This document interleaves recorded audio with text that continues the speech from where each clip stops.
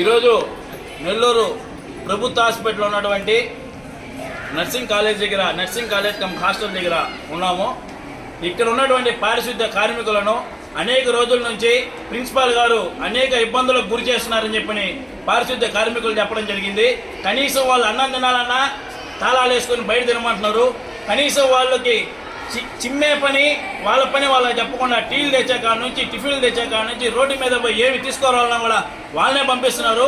Road దాటి వెళ్ళేటప్పుడు కానీ వచ్చేటప్పుడు కానీ ఏ చిన్న ప్రమాదం జరిగినా ప్రిన్సిపాల్ గారు బాధ్యత వహిస్తారా, లేదంటే ఇంకెవరు బాధ్యత వహిస్తారో కూడా చెప్పాలా.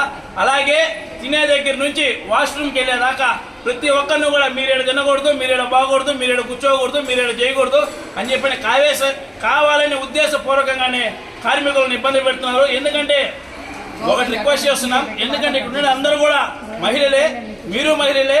కాకపోతే మీరు ఉన్నత చదువులు చదువుకున్నారు కాబట్టి ఆ స్థానంలో ఉన్నారు, వీళ్ళు చదువుకోలేదు కాబట్టి ఈ స్థానంలో ఉన్నారు. ఎవరి పని వాళ్ళు చేసుకోవాలా.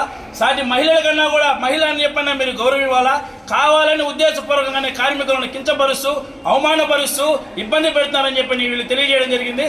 కాబట్టి తక్షణమే ప్రిన్సిపాల్ గారు గంట నుంచి కనీసం మేడం ఏం జరిగిందని కనుక్కుందామని వచ్చినా కూడా కనీసం మెట్లు కూడా కిందకి దిగిన రాని పరిస్థితి. కార్మికులది ఒక సమస్య అయితే ఈడ చూస్తే ఆ టీచర్ ఈడ చెప్పేటటువంటి విద్యార్థుల కాడ నుంచి టీచర్స్ వరకు ప్రతి ఒక్కరికి టిఫిన్లు వీలే తేవాలా, సెక్యూరిటీ గార్డులు పోవాలా, టీలు వీలే తేవాలా, కూల్ డ్రింక్లు వీలే తేవాలా.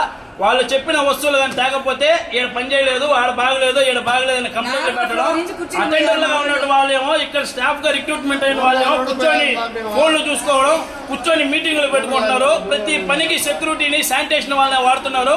వాళ్ళని కూర్చోబెట్టి వీళ్ళని ఎందుకు వాడుతున్నారంటే వీళ్ళు చిన్న ఉద్యోగులు కాబట్టి, వీళ్ళ సైడ్ ఎవరు అడగలేరు కాబట్టి, వీళ్ళు మాట్లాడలేరు కాబట్టి, వీళ్ళు ఏదన్నా మాట్లాడితే వాళ్ళ పని చేయలేదు, ఈ వీళ్ళ పని చేయలేదని వీళ్ళ మీద కాగితాలు పెట్టు ఈ విధంగా భయప్రాంతులకు గురి చేస్తున్నారు. ఇది సరైన పద్ధతి కాదు.